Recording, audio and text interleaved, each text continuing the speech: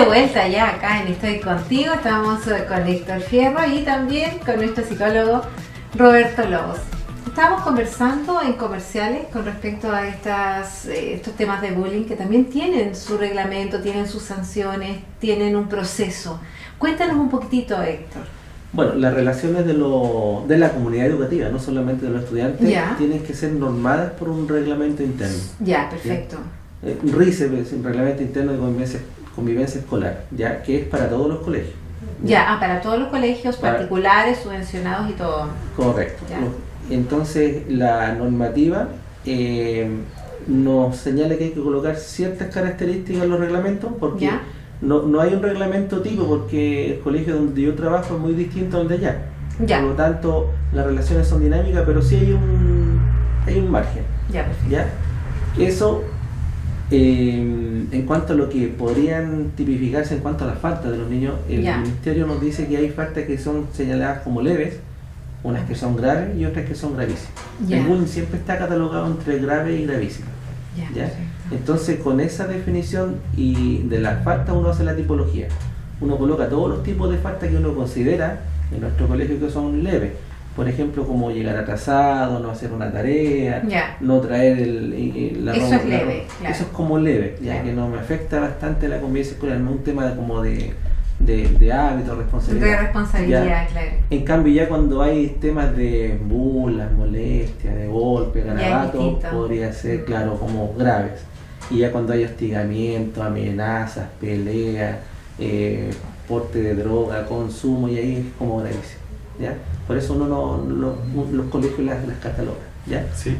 Te quería consultar, Héctor, respecto a las sanciones que podrían tener, porque tú clasificas muy bien, o en este reglamento se clasifican muy bien las categorías. ¿Cuáles serían las sanciones a las que se expone eventualmente un niño que ejerce bullying?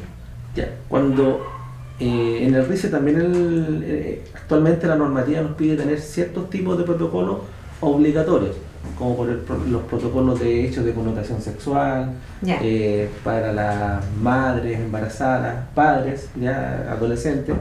También nos pide el protocolo de maltrato escolar, uno de los que exige el Ministerio. Y en ese protocolo hay unos pasos a seguir que se tienen que ir cumpliendo, como por ejemplo conocer la situación, informar al director, hacer un debido proceso. ¿Eso qué significa? Que hay que indagar qué fue lo que sucedió, tanto el niño afectado como el que hizo la afección, y si hay muy distintas las versiones de ellos, uno recurre al entorno. ¿Tú con quién estabas? ¿Qué compañero estaba contigo? ¿Tú qué viste? Entonces uno empieza a entrevistarlo y nosotros dejamos un relato escrito. Ustedes hacen como una investigación con respecto a lo que... Me viene a la mente como un pequeño proceso judicial, pero dentro del... O sea, le decimos nosotros una indagatoria, porque nosotros no tenemos la facultad de hacer investigación. De hecho, cuando son situaciones constitutivas de delito, nosotros hacemos la recopilación de antecedentes y los colocamos a disposición, ya sea de juzgado de familia, de la fiscalía, PDI o Carabineros, dependiendo del tema. Ahora, respondiendo a la pregunta de Roberto, en cuanto a las sanciones, nosotros tenemos un cuadrito donde están las faltas leves, graves y gravísimas, y tenemos como los pasos. O sea, si es la primera vez que sucede esto, a lo mejor la amonestación verbal se conversa, igual se deja escrito en la hoja de vida, pero queda como algo que conversamos, como orientación. Si la repite, hay otro paso que podría ser ya la observación escrita. Un tercer paso. Ahí se escribe como esto como anotación negativa. Exacto. Y después ya viene la entrevista con el apoderado, se toman acuerdo y se persiste, y ya uno ve en el mismo reglamento y dice, ya corresponde ya una sanción. ¿Existen, perdón que te interrumpa, sanciones como de suspensión de clase por un periodo determinado? Por un periodo determinado. Generalmente, para el caso de nosotros, en las leves no aplicamos sanción. Pero por un periodo determinado, dices tú, pero ¿y si esto se repite constantemente en el mismo chico que hace bullying? ¿No hay una sanción de expulsión del colegio de este niño o no? Podría llegar o a es eso. tratado también, porque aquí hay otra cosa también que es súper importante. Estamos viendo la parte del chico que recibe el bullying, la víctima en este caso. Pero la víctima, pero ¿qué pasa con el chico que hace? Porque también hay un problema psicológico. ¿Te acuerdas ahí? que yo te decía un poco delante que la violencia se asume que es aprendida, a veces en el seno de la familia, en un contexto. Entonces, claro, probablemente el niño que agrede tiene un tema con la agresión de su historia, de su desarrollo, que lo ejerce para obtener algo desde esa relación asimétrica de poder. Entonces, obviamente ahí hay que indagar la profundidad que tiene este tema, que puede estar desde una situación traumática que haya vivenciado este niño, haya visto conductas de violencia en el seno de su familia, o bien haya en otras variables que estén manifestando el bullying, como rabia explosiva, que podría estar detrás de un cuadro que también podría ser, por ejemplo, una depresión que esté cursando este muchacho y que lo transmite con una rabia hacia el mundo en general. Hacia el mundo, claro. Es como una rebeldía también. Claro, ¿no? una forma de rebelarte frente a procesos que estás vivenciando, y que esa falta de control de impulso, esas emociones de rabia, frustración, no logran ser canalizadas de manera adecuada y se terminan manifestando en... Pero tú dirías que son en el fondo víctimas igual. Podrían ser, claro, si uno los quiere de una poner manera distinta. De esa manera, ¿no? Quizás ellos, claro, podrían en alguna, entre comillas, considerarse víctimas de su familia, de circunstancias, del sistema, de ciertas variables que pueden haberlos condicionado.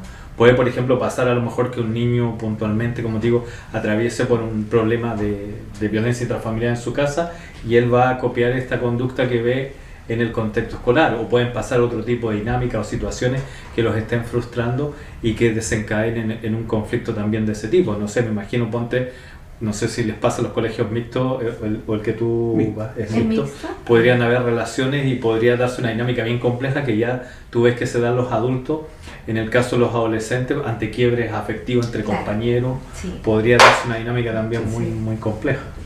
Bueno, y no solamente sanción.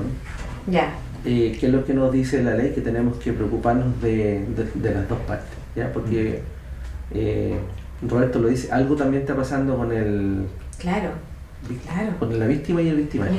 Entonces nosotros dentro de esa entrevista con los apoderados, antes de tipificar bien y aplicar la sanción, que es como lo último, porque nosotros los colegios trabajamos con personas, entonces nosotros no solamente producimos educación, lo posible de calidad, también nosotros formamos la otra parte, formamos personas, entonces, es importantísimo esa parte. Contribuimos a formar personas porque creemos que el rol de formar las personas viene de la familia, pero hoy día las familias están tan a veces disgregadas, la dinámica es muy distinta hoy en día. También hay familias que igual son bien constituidas, pero por el tema del consumismo termina trabajando la mamá, el papá, y los tiempos de familia no son de calidad.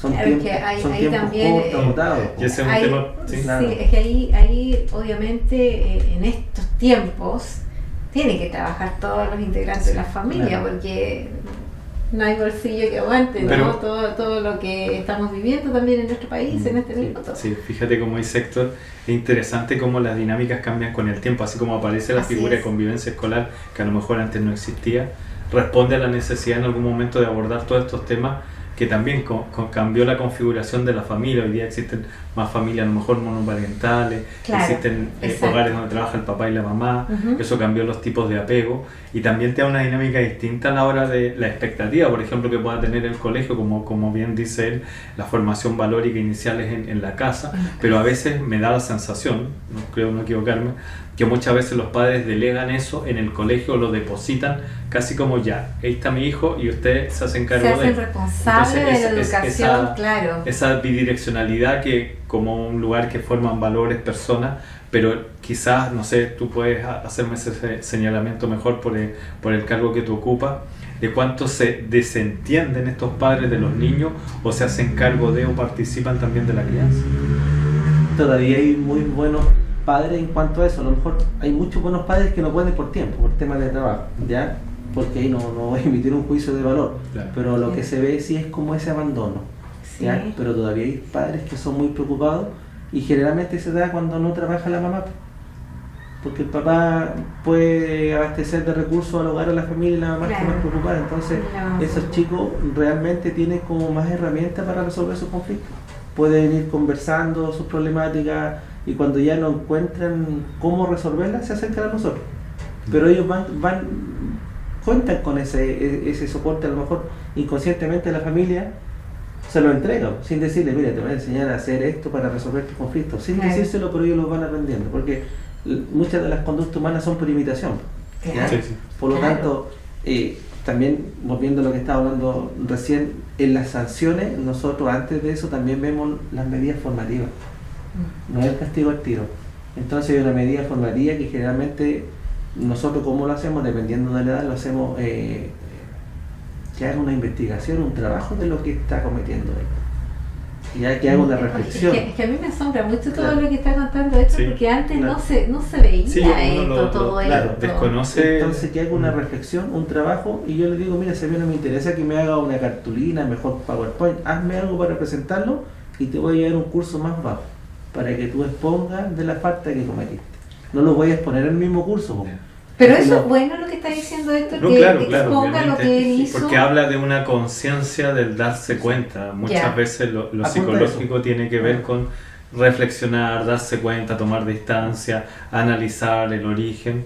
Y me parece bien, o sea, estoy de acuerdo contigo, es una buena praxis en ese sentido. No sé si nos podrías como sugerir, o en la casa, los que nos están viendo, los papás, de repente si hay algunos tips o herramientas para facilitar, digamos, este proceso que dijiste en un momento de comunicación, por ejemplo, los niños con los padres, o en base a tu experiencia, tú has visto qué cosas sirven más. yo he visto que en base a la experiencia lo que más sirve es la comunicación. Lamentablemente hoy en día los padres suplen ese tiempo con cosas materiales. ¿Ya? O un teléfono bueno, una zapatilla de calidad, de marca. ¿Sabes cuál es? Yo creo que el tema también ahora se está dando mucho en todos los aparatos que tienen los niños. Claro. Porque hay niños de 4 años que ya manejan un celular y están todo el día jugando.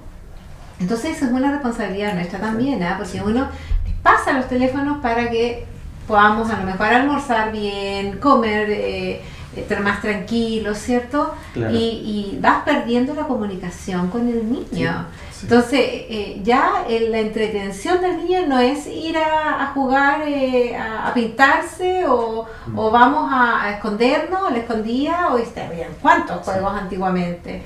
Claro, Que eran súper entretenidos. Exacto. Ahora la entretención de un niño de 4 años es el teléfono, y más chicos también. Y anteriormente, cuando uno era pequeño, uno lo castigaban, andan a la pieza. Y- Ahora los niños se van solo a la pieza y se aíslan porque ¿Cómo están están los controlados. derechos del niño también en este tema? También, claro. Yo creo que hay una serie de factores, uno podría cuestionarse si realmente se evoluciona o no, porque fíjate, una de las críticas que se hace mucho al tema de las pantallas y todo, es como les digo yo a la gente, esto te está programando tu mente, entonces hay más indicadores de hiperactividad, de impulsividad, de baja tolerancia a la frustración, porque el niño se enfoca en un juego que es de inmediatez, que es como que da resultado, el like en las redes sociales, la respuesta rápida, la información. Entonces, te fijas, estamos, digamos de alguna manera, si lo asumimos como sociedad, con estas tecnologías, se están programando muchos niños con baja tolerancia a la frustración, si se me permite también decir, como más débiles, porque todo está más a la mano, el acceso a la información. Entonces yo creo que eso, si me preguntan la opinión personal, yo creo que es complejo, porque a largo plazo, quizás no tan largo, va a generar ciertas dificultades en salud mental. No sé cómo lo ves tú en el contexto escolar. Yo creo que sí, porque la protección que a veces hace la familia es como que crea una burbuja. Y el mundo real no es una burbuja. El mundo real son estas dinámicas, estas conversaciones, estas diferencias, porque todos somos distintos, todos tenemos diferencias y eso es válido. Y si el tema se da cuando mis derechos, mis libertades topan con las del otro y no las sé resolver, esas diferencias. Sí. O sea, ahí va el tema. Por eso cuando yo les hablaba recién de que el chico exponía, tampoco va a exponer al mismo curso al otro, porque decir, ¿y qué vienes a exponer tú? Si tú estás haciendo esto, lo llevamos a un curso menor, de 1 grado, 2 grados más abajo, para que también cumpla una doble función, pues la reflexión para él, lo que estoy haciendo, y también los chicos de los niveles van, wow, o sea, un par me está diciendo lo que me están diciendo el inspector, la psicóloga, mi profesor jefe, me está repitiendo lo mismo y él cometió un error. O sea, tratamos de que sea como algo educativo para ellos. Es como lo formativo. Y cuando hay situaciones ya que uno tiene que derivar, porque a veces de repente hay que derivar ya sea a un neurólogo o a un psicólogo para que en su diagnóstico pueda decir no, necesita ir a un psiquiatra porque necesita una medicación. También nosotros lo hacemos. Hay padres que no nos siguen con eso. Ya. La mayoría sí, pero uno dice, no, yo no voy a medicar a su hijo y hoy en día es necesario en alguna situación, porque a veces caen con temas de agresión, entonces cuando hay agresión ya es más complejo, no solamente para los chicos. Oye, qué buen tema es ese. Vamos después a hablar con Roberto, si has recibido o no casos y has tenido que derivar a psiquiatra. Pero no nos contestes, nos contestas a la vuelta de esta pausa comercial. Estamos de regreso.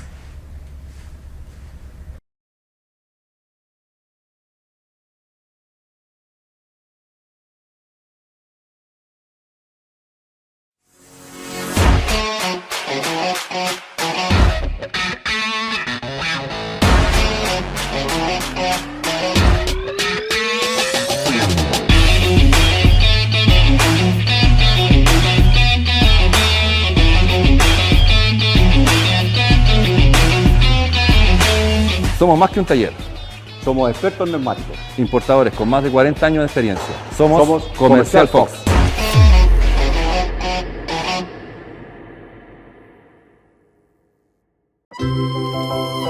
Hola, soy don Fernando, su nuevo almacenero, y les quiero dar la bienvenida al Almacén Gemini. Estoy muy contento de poder ofrecerles una gran variedad de abarrotes. Tenemos conservas ideales para esos postres que nos encantan. Pastas, salsas de tomate para esos domingos en familia y un arroz con un sabor que les hará recordar y vivir grandes momentos.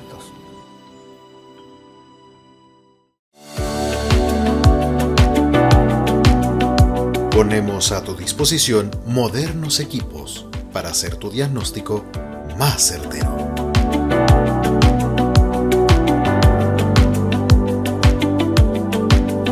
En Clínica Dental Surdent contamos con los mejores profesionales y todas las especialidades que tu familia necesita.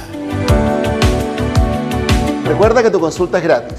Contamos con convenios FONASA, ISAPRES y seguros complementarios. Ven a Surdent y obtén lo que tu salud necesita y nunca dejes de ¡sonreír!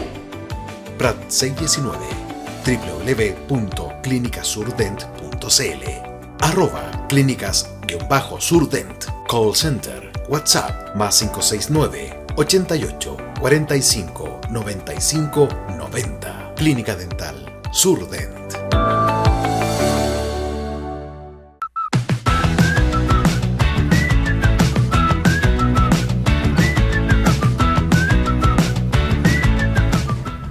Y de regreso ya aquí en Estoy Contigo. Antes de seguir nuestra conversación, vamos a agradecer a nuestros auspiciadores Flip, Gentil, Surdent, Servicios HK, a quien le damos la bienvenida, y Comercial Fox, quien nos acompaña.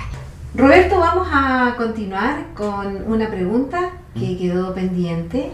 Y después te quiero preguntar con respecto al ciberbullying, que también está, pero bastante famoso ahora. Sí, porque por el contexto en que nos encontramos, hablamos recién de las redes sociales, esta dinámica de esta cultura actual, donde se dan muchas cosas por internet, como intermediario. Y claro, la exposición a través de WhatsApp, que también puede ser una dinámica relacional que se hace, no sé, transmisión de fotos, mensajes. También da una dinámica relacional también que puede generar acoso o hostigamiento. Claro. Entonces toda esta exposición de imágenes o de ciertas dinámicas que pueden darse en el colegio, yo creo que también te manifiesta que hay un hostigamiento, un acoso. No sé si en los colegios tú has visto en particular alguna que resalte más, o más popular, quizás el WhatsApp, no sé. Ahora está más de moda el Instagram. El Instagram, claro, ¿verdad? Claro. Sí, pero se da bastante. Bueno, dice que el Facebook es para los viejitos ya, ¿o no? Bueno, no estamos tan bien, no, ¿no? quise decir cosas pero por ejemplo, si nos pudieras ejemplificar, Héctor, ¿cuáles serían como los tipos de, a lo mejor, de bullying que se dan en ese sentido? Generalmente es la mofa por tema físico, ¿Ya? por la fea, temas de discriminatorio por color de la piel, situaciones familiares. Como racismo, perdón, quería introducir como algo. racismo, claro. Porque ahora también tenemos que incluir dentro de lo que hablamos recién, Sí. que cambiaron las dinámicas familiares, Sí. cambió esta cultura de la tecnología. también tenemos el hecho de que nuestro país se está volviendo más diverso también por el ingreso de los migrantes. Claro. Entonces ahí se da una dinámica nueva, me imagino, en los últimos años. También nosotros tenemos alumnos extranjeros que sí, respecto a eso. En más de alguna ocasión de que hace acá tú, colombiana, venezolana, se ha dado. Se me viene a la mente, como no sé si está en el inconsciente colectivo de la calle Candé más o menos, esta serie de televisión, ¿de acuerdo? Donde salía Carrusel, era el colegio mundial. Pero claro. déjame ver dónde está el carnet. Pero me refiero a eso, ¿te fijas? O sea, esa dinámica. Sí. Que interesante, porque antes no se daba esa dinámica mucho en el país, no eran tantos los migrantes como hoy en día hay me imagino que un aumento importante. Exacto. Bastante. ¿Y qué dinámica has visto tú en tu experiencia en el día a día? Más que nada esa molestia.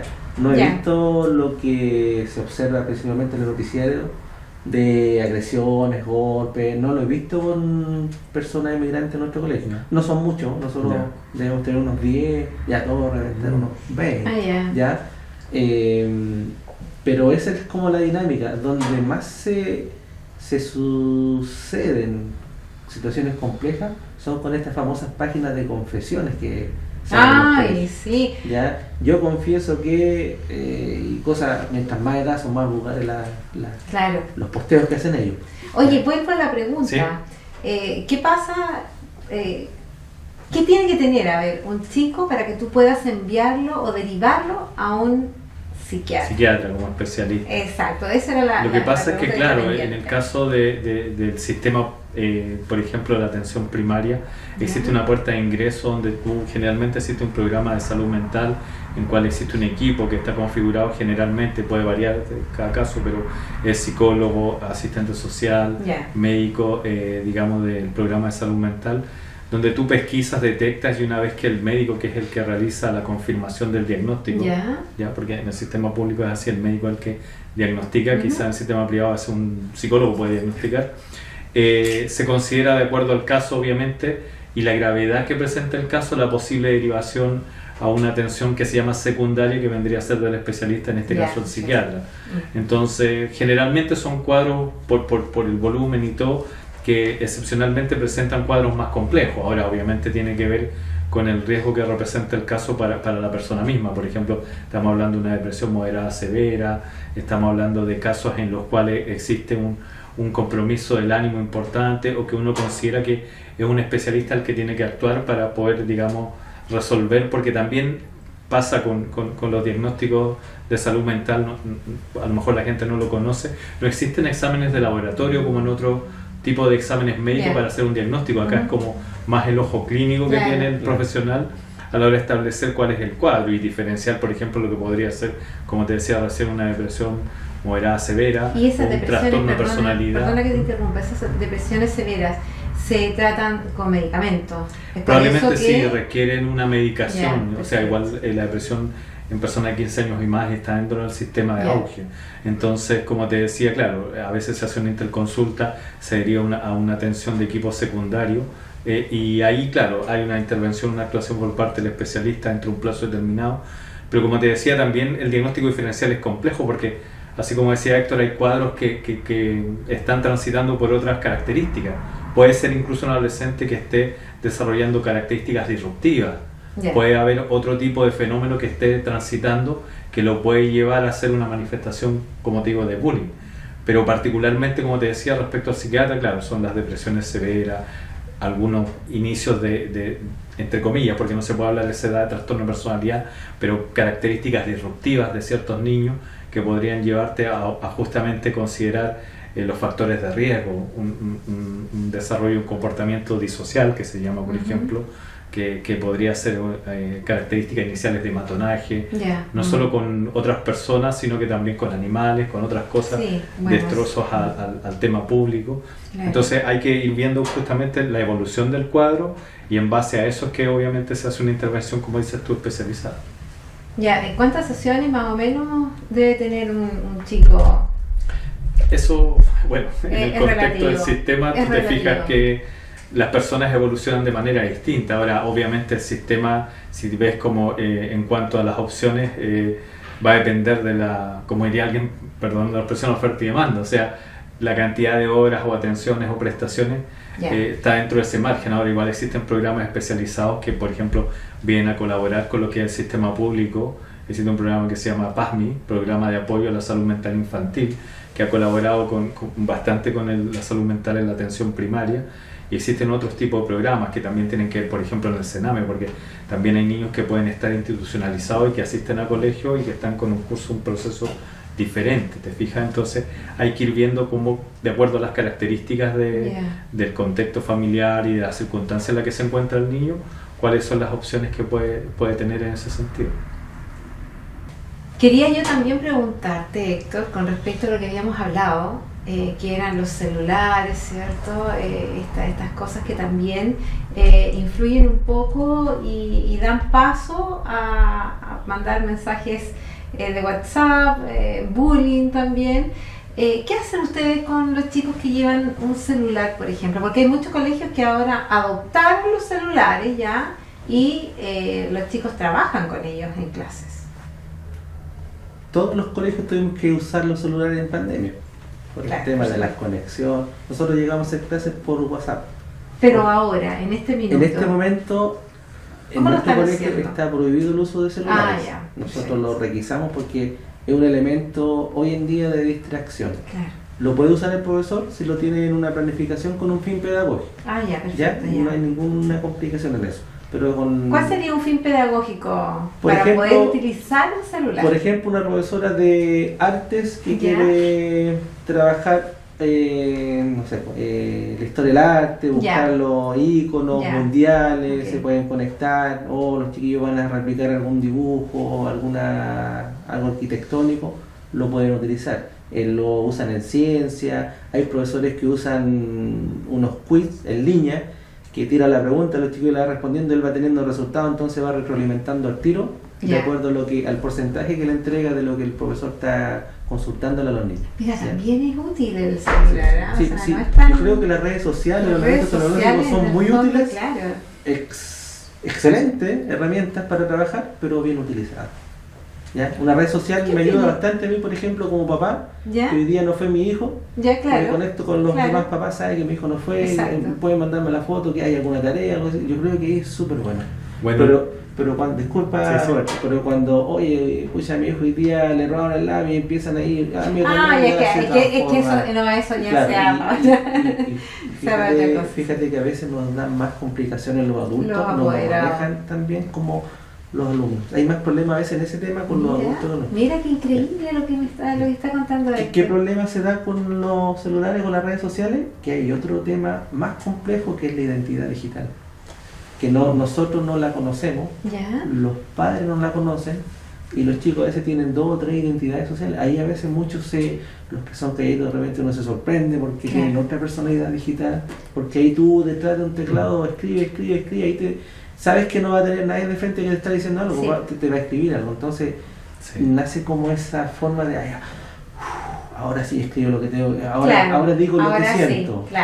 Eso cuesta. Y no tiene horario colegio, pasa viernes y no hay vacaciones ni invierno ni verano, pasan situaciones. Son infinitas las opciones si te fijas en este mundo virtual que se pueden dar dentro de la dinámica.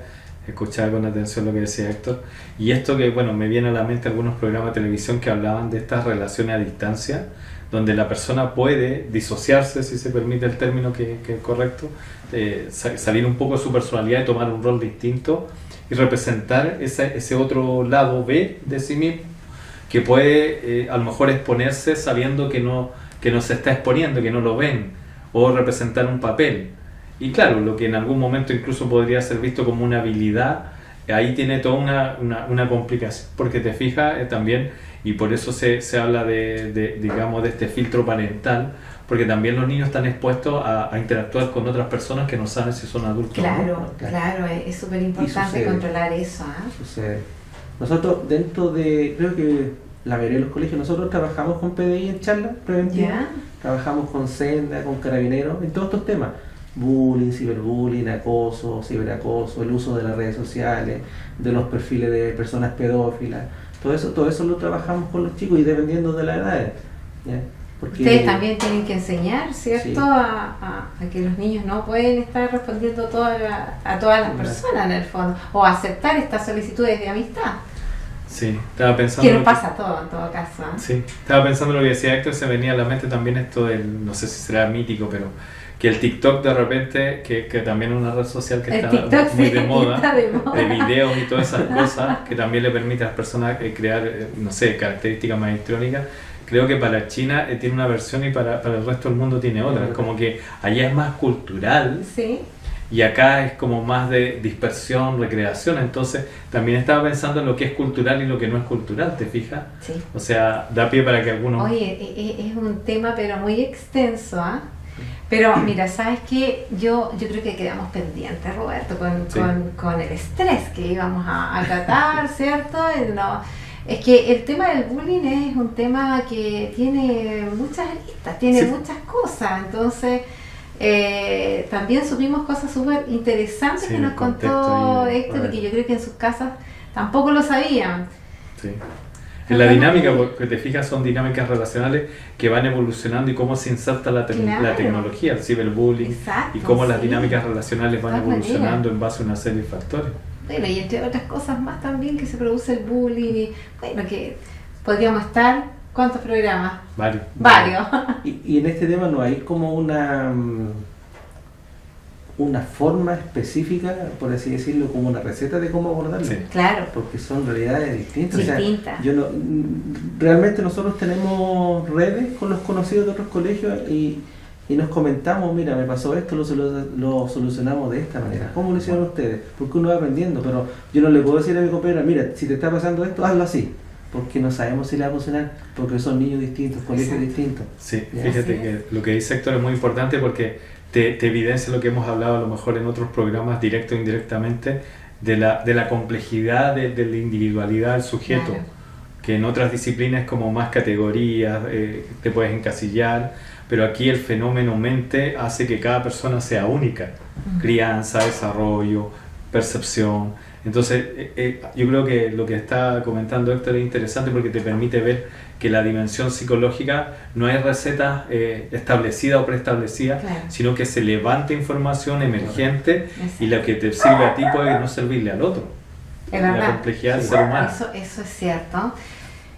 Mi queridísimo Roberto, Héctor, ya estamos finalizando nuestro programa. Estoy contigo. Un tema súper interesante que esperemos que ahí en sus casas lo hayan recibido de buena manera y darle las gracias a Héctor, muchas gracias por haber estado con nosotros. Yo creo que vamos a tener que hacer otro programa con respecto a esto y te vamos a volver a invitar.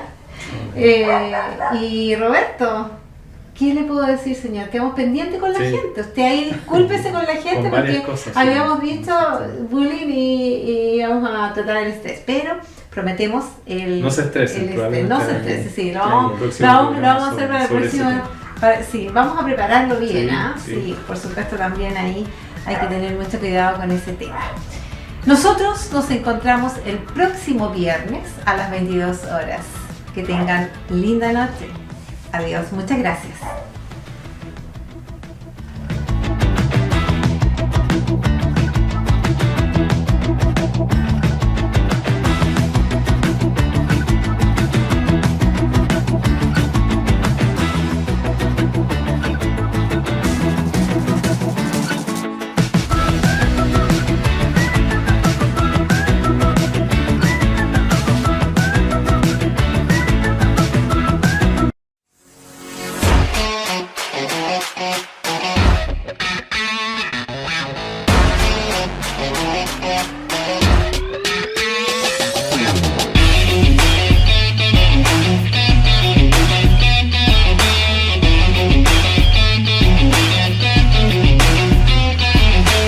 Somos más que un taller. Somos expertos en neumáticos. Importadores con más de 40 años de experiencia. Somos Comercial Fox.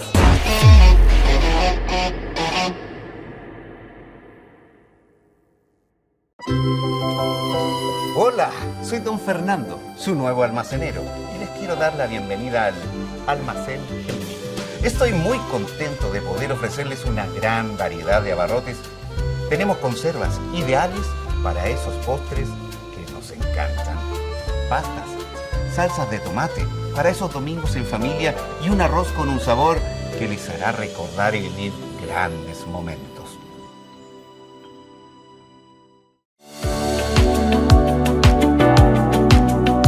Ponemos a tu disposición modernos equipos para hacer tu diagnóstico más certero.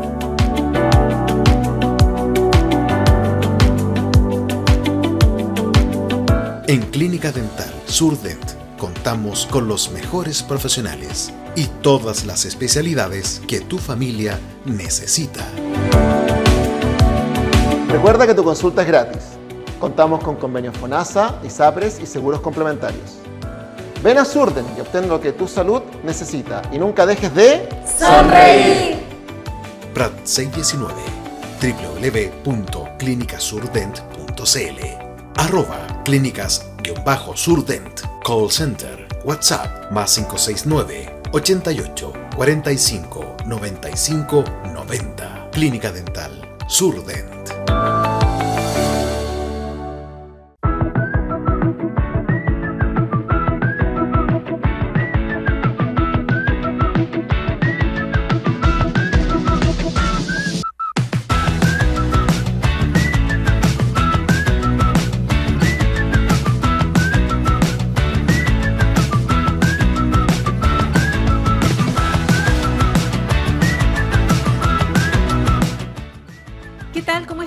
Bienvenidos y bienvenidas. Estamos en otro programa, Estoy Contigo, pero esta vez un programa bastante especial. Antes vamos con nuestros auspiciadores y luego presentamos a nuestro invitado. Y estamos con nuestros auspiciadores. Hablamos de Flip, una variedad de snacks, diferentes sabores y también diferentes tamaños. Saludamos a Gentil, una variedad en abarrotes y conservas. También vamos a saludar a Clínica Dental SurDent, quien nos acompaña, y además Comercial Fox. Damos la bienvenida a servicios HK, logística, todo lo que usted necesita para la seguridad de su empresa. Ubicados en Cochrane 329C en La Carrera. Y estamos ya de regreso acá en Estoy Contigo. Y vamos a saludar a nuestro invitado, que es don Héctor Fierro. ¿Cómo está? Muy buenas tardes. Bien, gusto en saludar. Y también nos acompaña, como siempre, nuestro psicólogo, Roberto Lobos. ¿Cómo estás, Roberto? ¿Cómo estás, Carola? Muy bien. Yo bien. Oye, mira, qué cosa más linda este escenario, ¿cierto? Muy bonita, muy bonita. Muy acogedor. Sí, súper. Estamos calientitos, porque la conversación que vamos a tener es bastante seria. Sí, importante. Y es muy importante.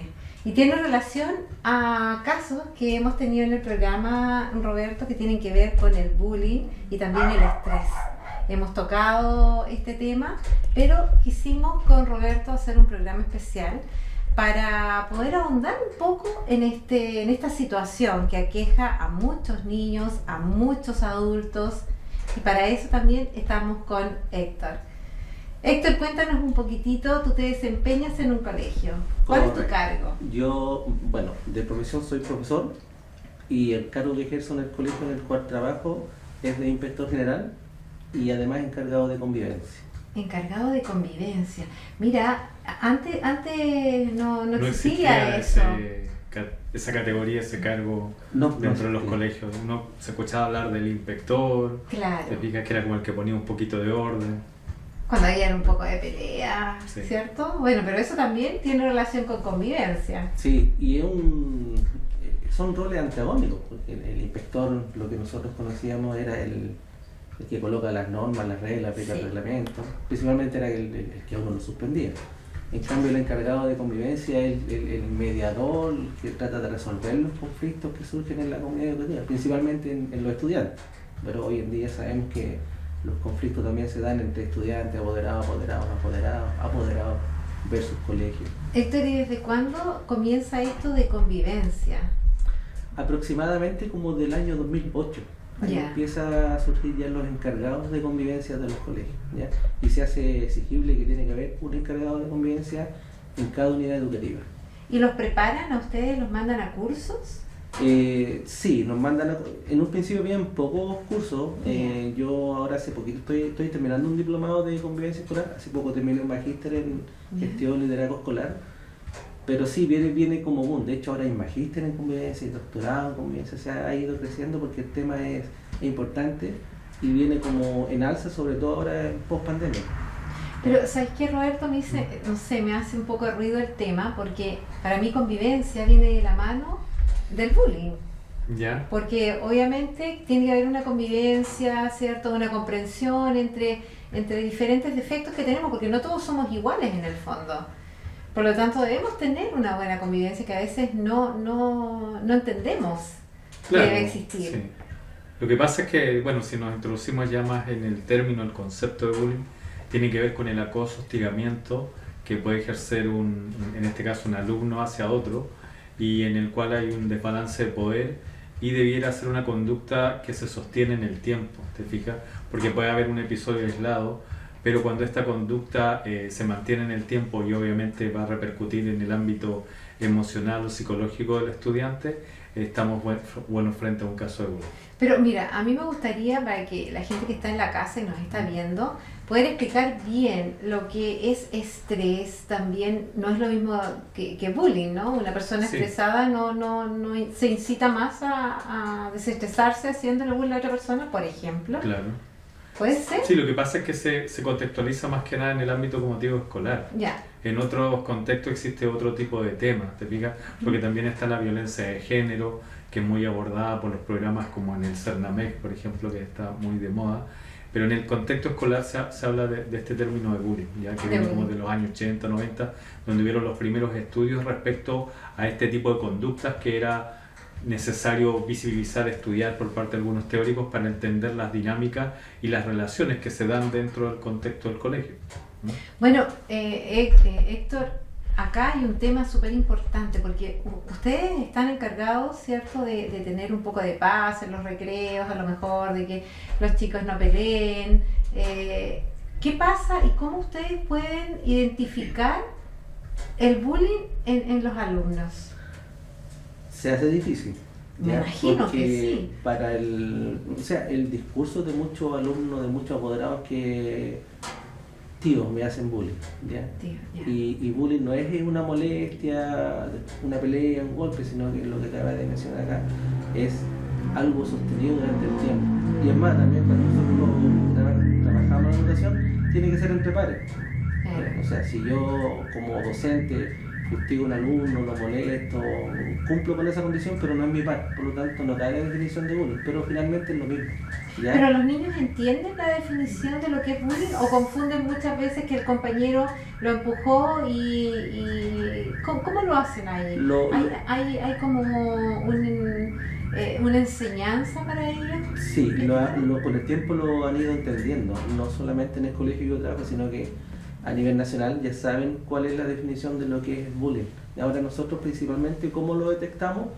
Muy pocas veces por el mismo afectado, ¿ya? Generalmente por el amigo cercano o por la familia que se acerca al colegio, ¿ya?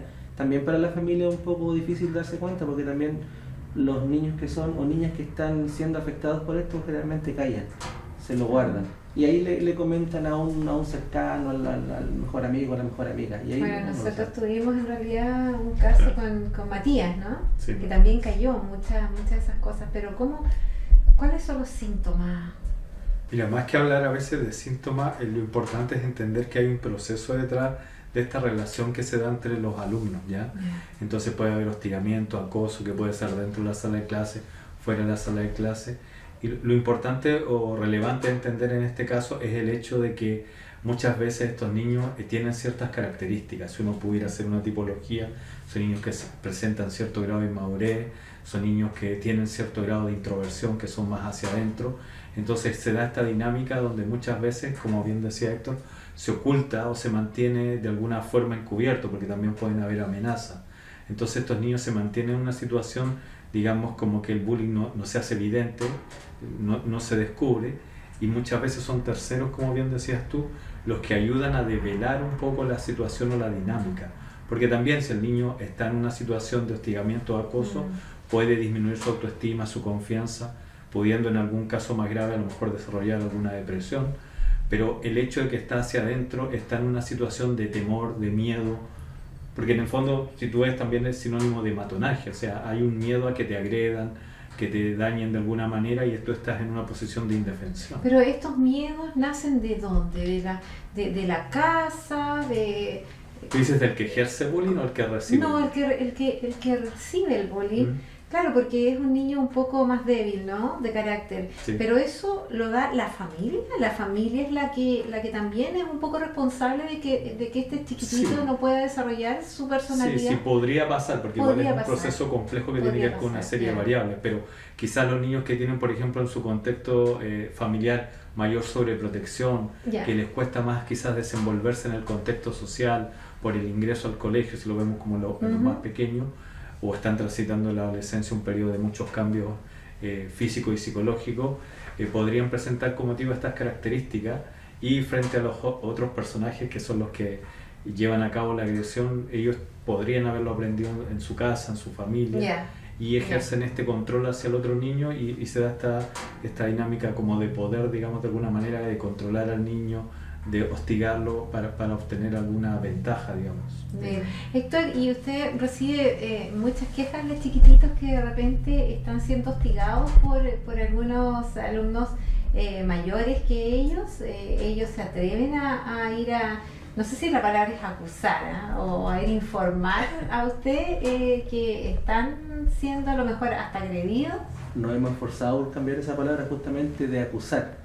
Para que logren informen la situación que a usted lo está afectando, aquejando, ¿ya? Principalmente en los niveles como básicos, de hasta como sexto, séptimo, es como a nivel de pares, de curso, ¿ya?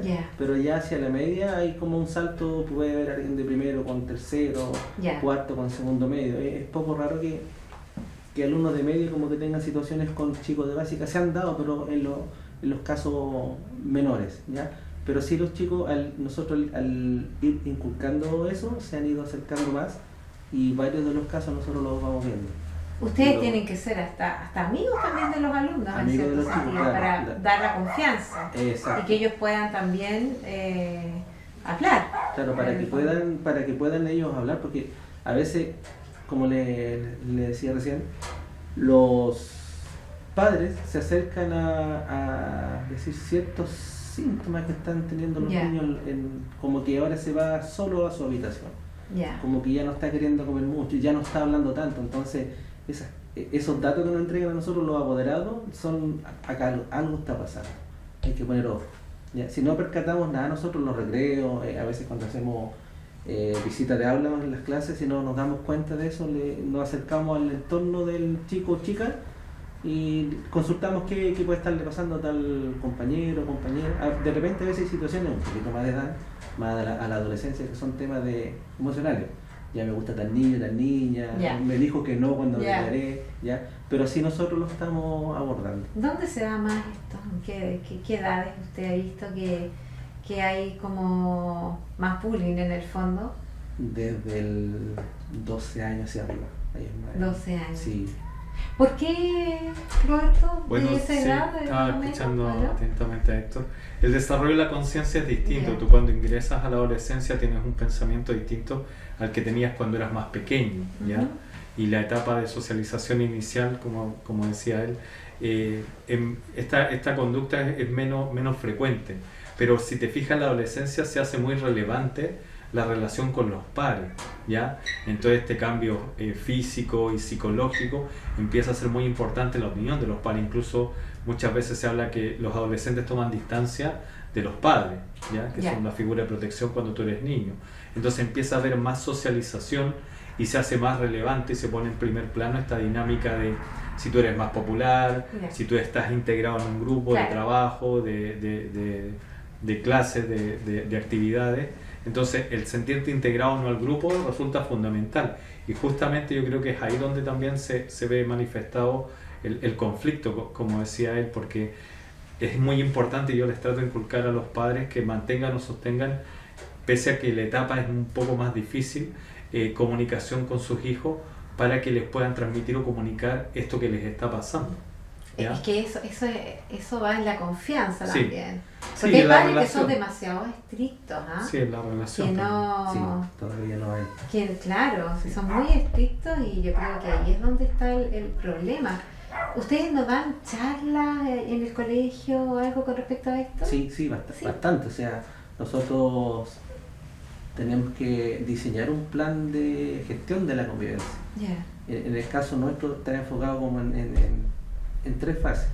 Uno que es el diagnóstico, ya después tiene la fase que es de la prevención, y después tenemos la fase de intervención en caso de que la prevención en algunos casos no nos funcionó en algunos cursos. Hay que ver qué remedio utilizamos para abordar esa situación, ¿ya? Y en esas situaciones hay que dilucidar cuándo es un tema netamente de disciplina, de conflicto puntual, y cuando uno empieza a ver que viene algo por ahí que puede ser relacionado a la convivencia escolar, a un bullying, a un ciberbullying.